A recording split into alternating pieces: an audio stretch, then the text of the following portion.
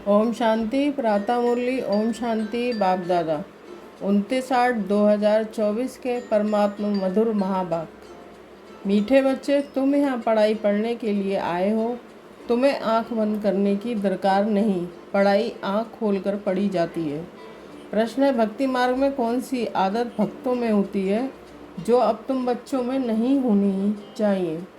उत्तर, भक्ति में किसी भी देवता की मूर्ति के आगे जाकर कुछ ना कुछ मांगते रहते हैं। उन्होंने मांगने की ही आदत पड़ जाती है। लक्ष्मी के आगे जाएंगे तो मन धन मांगेंगे, लेकिन मिलता कुछ नहीं है। अब तुम बच्चों में ये आदत नहीं, तुम तो बाप के वर्षे के अधिकारी हो।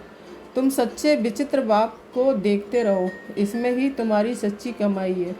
ओम शांति। रूहानी बाप बैठ रूहानी बच्चों को समझाते हैं कि ये पाठशाला है, परंतु यहाँ कोई चित्र अर्थात देहधारी को नहीं देखना है।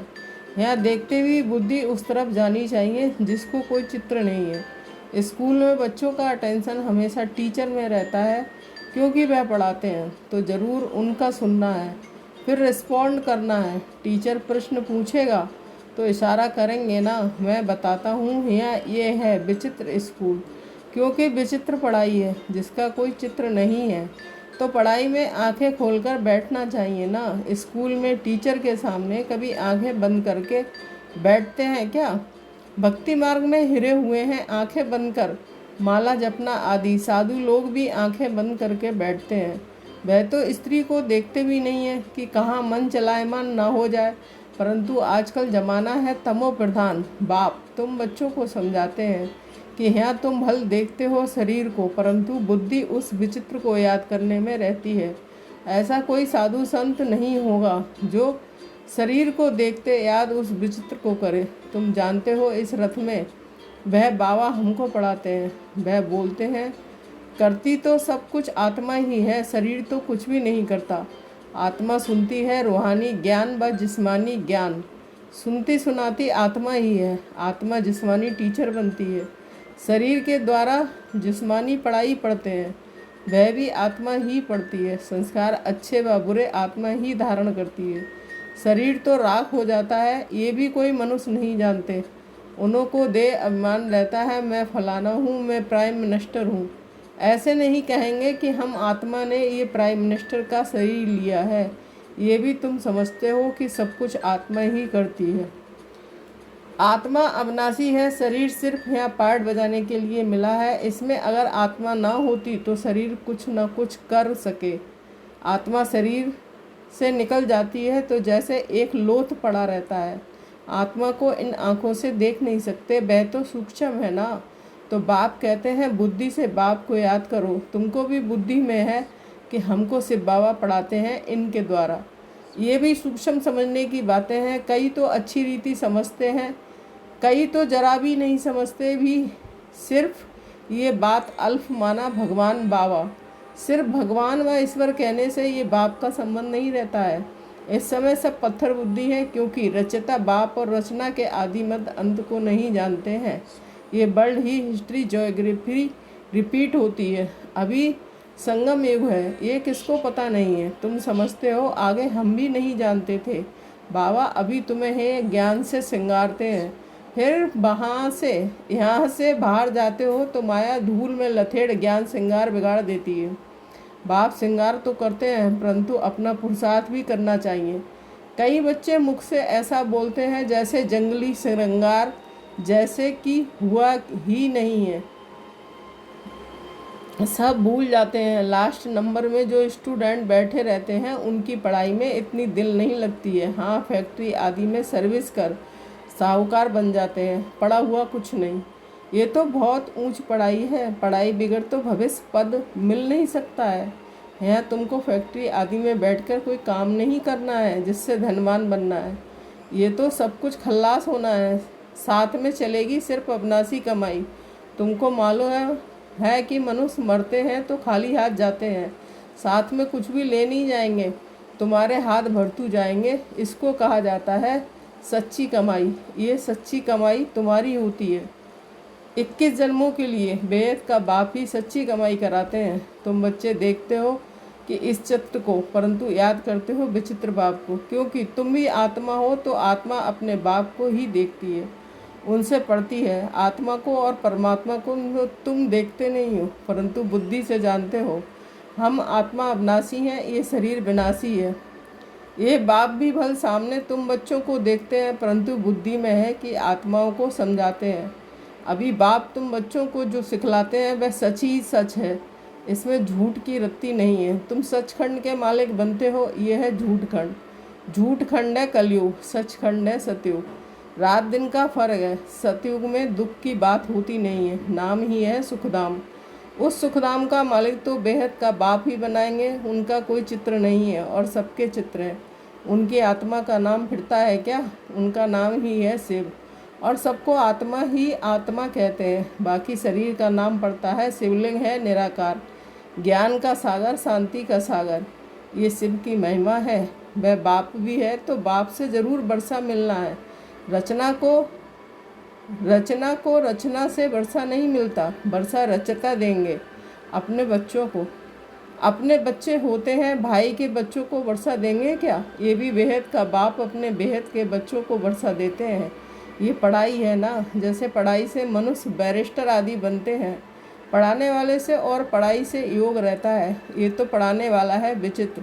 तुम भी आत्माएं विचित्र हो। बाप कहते हैं मैं आत्माओं को पढ़ाता हूँ, तुम भी समझो हमको बाप पढ़ाते हैं। एक ही बार बाप आकर पढ़ाते हैं, पढ़ती तो आत्मा है ना। सुख दुख आत्मा भोगती है, परंतु शरीर के द्वारा। आत्मा निकल जाए तो फिर भल शरीर को कितना भी मारो, जैसे मिट्टी को मारते हो। तो बाप बार बार समझाते हैं, अपने को आत्मा समझ, बाप को याद करो। ये तो बाबा जानते हैं, नंबर बार धारणा करते हैं कि कोई तो बिल्कुल जैसे बुद्धू है, कुछ नहीं समझते हैं। ज्ञान तो बड़ा सहज है, अंधा लूला लंगड़ा भी समझ सकते हैं, क्योंकि ये तो आत्मा को समझाया जाता है ना। आत्मा लूली लंगड़ी नहीं होती है, शरीर होता है। बाप कितना अच्छी रीति बैठ समझाते हैं, परंतु भक्ति मार्ग की आदत आंख बंद करके बैठने की पड़ी हुई है। तो यहाँ भी आंखें बंद कर बैठते हैं। जैसे मतवाले बाप कहते हैं आंखें बंद ना करो, सामने देखते हुए भी बुद्धि से बाप को याद करो, तभी विक्रम विनाश होंगे। कितना सहज है, फिर भी कहते हैं बाबा हम याद नहीं कर सकते हैं। अरे लौकिक बाप जिससे हद का वर्षा मिलता है, उनको तो मरने तक भी याद करते। ये तो सब आत्माओं का बेहद का बाप है, उनको तुम याद नहीं कर सकते हो। जिस बाप को बुलाते भी हो, ओ गॉड फादर गाइड मी। वास्तव में ये कहना भी रॉन्ग है। बाप सिर्फ एक का तो गाइड नहीं है, वह तो बेहद का गाइड है। एक को थोड़े ही लिबरेट करेंगे। बाप कहते हैं मैं सबकी आकर सदगति करता हूँ, मैं आया ही हूँ सबको शांति धाम भेज देने। यहाँ मांगने की दरकार नहीं है, बेहद का बाप है ना। वह तो हद में आकर मीमी करते रहते हैं, हे परमात्मा मुझे सुख दो, दुख मिटाओ, हम पापी नीच हैं, आप रहम करो। बाप कहते हैं मैं बेहद की पुरानी सृष्टि को नया बनाने आया हूँ। नई सृष्टि में देवता रहते हैं, मैं हर 5000 वर्ष बाद आता हूँ, जबकि तुम पूरे पतित बन जाते हो। ये है कि आसुरी संप्रदाय। सतगुरु तो एक ही है, सच बोलने वाला। वही बाप भी है, टीचर भी है, सतगुरु भी है। बाप कहते हैं यह माताएं ही स्वर्ग का द्वार खोलने वाली हैं। लिखा हुआ भी है गेटवे टू हेवन, परंतु ये भी मनुष्य समझ थोड़ा ही सकते हैं। नरक में पड़े हैं ना, तब तो बुलाते हैं। अब बाबा तुमको स्वर्ग में जाने का रास्ता बताते हैं। बाप कहते हैं मैं आता ही हूँ पतितों को पावन बनाने और वापस ले जाने। अब अपने को आत्मा समझ, बाप को याद करो तो तुम्हारे पाप कट जाएंगे। सबको एक ही बात सुनाओ कि बाप कहते हैं माया जीत जगत जीत बनो। मैं तुम सबको जगत का मालिक बनाने का रास्ता बताता हूँ। फिर लक्ष्मी की दीपमाला पर पूजा करते हैं, उनसे धन मांगते हैं। ऐसे नहीं कहते हैं हेल्थ अच्छी करो, आयु बड़ी करो। तुम तो बाप से वर्षा लेते हो, आयु कितनी बड़ी हो जाती है। अभी हेल्थ वेल्थ हैप्पीनेस सब दे देते हैं। वह तो लक्ष्मी से सिर्फ ठिकरियाँ मांगते हैं, वह भी मिलती थोड़ा ही है। ये एक आदत पड़ गई है, देवताओं के आगे जाएंगे भीख मांगने। यहाँ तो तुमको बाप से कुछ भी मांगना नहीं है। तुमको तो बाप कहते हैं मामे कम याद करने से मालिक बन जाएंगे, और सृष्टि चक्र को जानने से चक्रवर्ती राजा बन जाएंगे। दैवी गुण भी धारण करने हैं, इसमें कुछ बोलने की दरकार नहीं रहती है। जबकि बाप से स्वर्ग का वर्षा मिलता है, अभी तुम इनकी पूजा करेंगे क्या? तुम जानते हो हम खुद ही ये बनते हैं, फिर इन 5 तत्वों की क्या पूजा करेंगे? हमको विश्व की बादशाही मिलती है तो ये क्या करेंगे? अभी तुम मंदिर आदि में नहीं जाएंगे। बाप कहते हैं ये सब भक्ति मार्ग की सामग्री है, ज्ञान में तो है एक अक्षर मामेकम, याद करो। बस याद से तुम्हारे पाप कट जाएंगे, सतो प्रधान बन जाएंगे। तुम ही सर्वगुण संपन्न थे, फिर बनना पड़े ये भी समझते नहीं। पत्थर बुद्धियों से बाप को कितना माथा मारना पड़ता है, ये निश्चय होना चाहिए। ये बातें कोई भी साधु संत आदि बता ना सके, सिवाय एक बाप के। ये कोई ईश्वर थोड़ा ही है। तुम तो बहुत जन्मों के अंत में हैं, मैं प्रवेश ही उनमें करता हूँ जिसने पूरे 84 जन्म लिए हैं। गामड़े का छोरा था, फिर श्याम सुंदर बनते हैं। ये तो पूरे गामड़े का छोरा था, फिर जब कुछ साधारण बना तो बाबा ने प्रवेश किया, क्योंकि इतनी भट्टी बननी थी। इन्हों को खिलाएंगे कौन, तो जरूर साधारण भी चाहिए ना। ये सब समझने की बातें हैं। बाप खुद कहते हैं मैं इनके बहुत जन्मों के अंत में प्रवेश करता हूँ। जो सबसे पतित बना है, फिर पावन भी वही बनेंगे।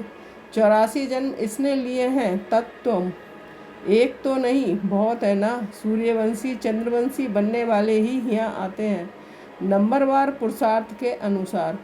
बाकी ठहर नहीं सकेंगे। देरी से आने वाले ज्ञान भी थोड़ा सुनेंगे, फिर देरी से ही आएंगे। अच्छा, मीठे मीठे शकील दे बच्चों के प्रति माता पिता बाप दादा का याद प्यार और गुड मॉर्निंग। रूहानी बाप की रूहानी बच्चों को नमस्ते। हम रूहानी बच्चों की रूहानी माता पिता बाप दादा को याद प्यार, गुड मॉर्निंग। शुक्रिया बाबा, शुक्रिया। धारणा के लिए मुख्य सार 1 पॉइंट। बाप जो ज्ञान श्रृंगार करते हैं उसे कायम रखने का पुरुषार्थ करना है। माया की धूल में ज्ञान श्रृंगार बिगाड़ना नहीं है। पढ़ाई अच्छी रीति पढ़कर अविनाशी कमाई करनी है। इस चित्र अर्थात